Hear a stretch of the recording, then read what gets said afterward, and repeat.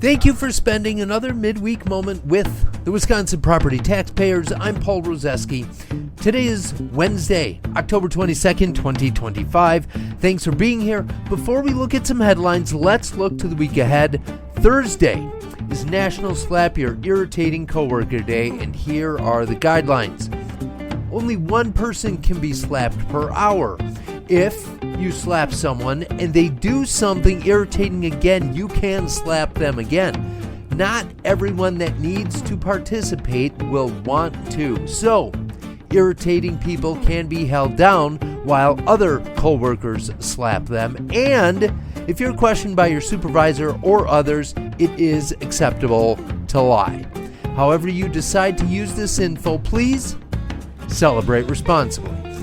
Today, we focus on our favorite punching bag, Milwaukee, and I hate to do it since the small market underdog story of the Brewers got thoroughly smashed by a deep-pocketed 800-pound gorilla called the Dodgers. Spoiler alert, we look at how much of a mess they're in Milwaukee as a city and how they're even screwing it up for everyone else. Now they can know what it's like for them to be the 800-pound gorilla and for everyone else to get smashed. And at the end of the podcast, we wrap it up with a quote from POTUS number 7. Do you know who it is? Fun fact, at his funeral, his pet parrot had to be taken out because it kept swearing. Write down your guess on who it is and which curse word you think was the parrot's favorite. In the meantime, let's jump into some news together. Starting off, I want to propose a hypothetical slap your annoying coworker day because I think collectively the rest of Wisconsin is getting kind of tired of Milwaukee County and the city of Milwaukee. By the end of this, we may want to collectively slap them both. The Wisconsin Policy Forum has released an analysis of the proposed 2026 budget for Milwaukee County. Here's the headline. Milwaukee County budget mostly avoids big cuts, but difficult budgets are back. In reality, the headline should say, difficult budgets have never left. Here are some of the quotes that are in the highlights. Milwaukee County is no stranger to difficult budgets. At the start of all but 1 year since 2002, the county's projected expenditure needs have exceeded its projected revenue growth. Ouch. Its fiscal picture would be vastly worse if the county had not secured huge savings and revenue increases through lobbying efforts in Madison. Vastly worse if they weren't thrown a lifeline and it still wasn't enough. All right, anyway, digress.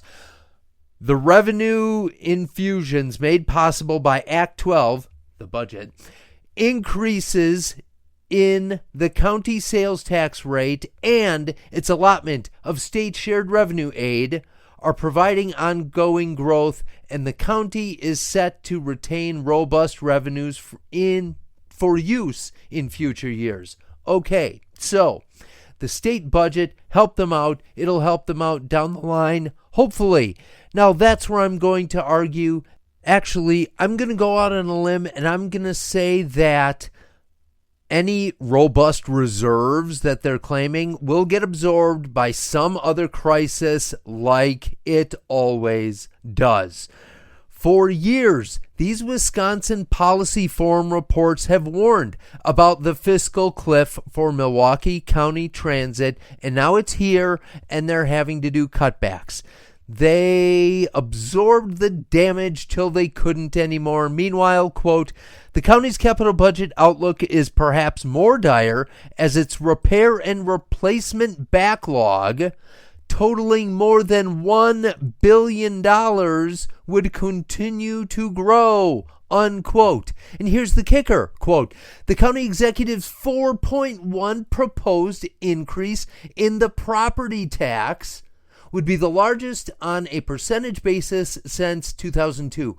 with Milwaukee County residents also facing substantial increases in property tax levies for city services and schools. Policymakers at all levels of government will need to consider what growing property tax levies may mean for the region's economy and affordability, unquote. You're taxing people so hard, they're going to continue to leave in droves. It's a nice way to say that they are in an annual Groundhog Day financial crisis. In other news, we're going to stay on the Milwaukee bandwagon. Actually, here's a joke. We're going to stay on the Milwaukee hop, because that's another thing that's losing money hand over fist.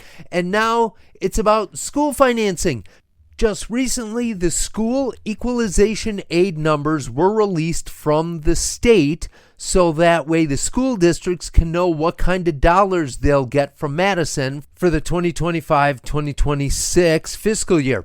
For anyone that isn't sure, equalization aid is a massive chunk of money that school districts get from the state. It's set up to help level the playing field, but getting a boost to districts that get less property taxes per student, which means you get a boost if you have fewer homes or less expensive homes in your district. Well, no surprise, it's complex since there's like 3 tiers of rocket science level funding equations. Well, one of the criteria is based on spending level, and people are starting to now realize that these capital referenda are tipping the scales because spending levels go way up per student once they start spending the monies that the taxpayers have approved. Well, with the $252 million referendum that just passed with the Milwaukee Public Schools system, the equation this next year is giving them a $104 million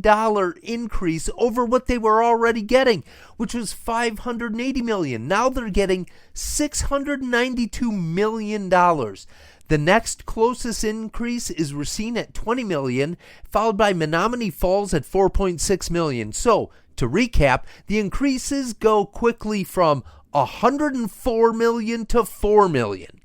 The real problem here is that the equalization aid is a pie, and if one district gets a bigger piece, the rest of the districts have less to split up between themselves. Out of 421 school districts, 301 school districts are getting less funds. That's most of them. It's somewhere in the range of 70%. A bunch of them are getting a 15% reduction because some of them qualify for kind of a circuit breaker clause that limits how much funding they'll lose. So they were supposed to lose more than 15%, and that they're just getting a break. The real shame is that a total of 90 school districts are at that circuit breaker level or worse.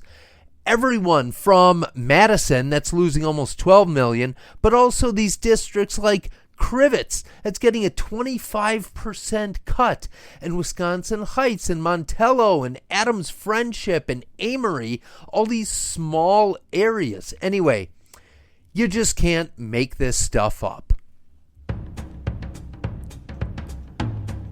And finally, I leave you with a quote from POTUS number 7, Old Hickory, Andrew Jackson. And actually, I don't know what profanity the parrot used most, but I am interested in what your guesses are. Please send them in to me. The quote, he said, "No one need be surprised at the rapid increase of our debts. It is the natural fruit of our system of public extravagance." Have a great second half of your week, and as always, thanks for listening. The Wisconsin Property Taxpayers, Inc. is a nonpartisan membership organization consisting of thousands of small business, farm, and homeowner members in every extravagant corner of the state. Founded in 1985, the organization is committed to providing its members with up-to-date information, legislative advocacy, and exclusive cost-saving benefits. Find out how to join at WPTOnline.org/join.